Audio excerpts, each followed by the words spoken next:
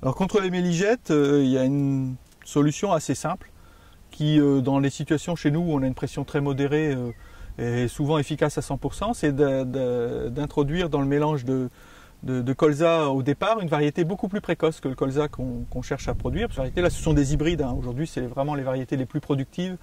Et voilà, donc on utilise ces semences très performantes. Et je mets 5% en mélange d'une variété qui est très précoce, qui s'appelle Alicia. En plus, elle a un joli nom. Et cette variété-là, elle fleurit pratiquement 8 jours avant le colza. Et résultat, les méligettes, qui en fait sont des ravageurs tant que le colza n'est pas en fleur et qui deviennent des pollinisateurs dès que le colza est en fleur, parce que leur objectif c'est de manger le pollen. Donc tant que la fleur n'est pas ouverte, ils percent la fleur pour aller manger le pollen, mais dès qu'il y a des fleurs ouvertes, ils sont comme tout le monde, hein, ils ne vont pas s'embêter à percer une fleur, puisqu'à côté il y a une fleur ouverte qui leur offre du pollen. Donc ils vont sur les fleurs ouvertes.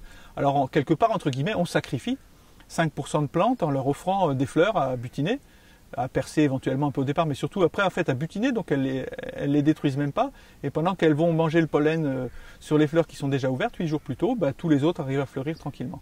Alors effectivement, dans des situations en bordure de bois où on a une très grosse pression méligette, malgré cette diversion, ça ne suffit pas.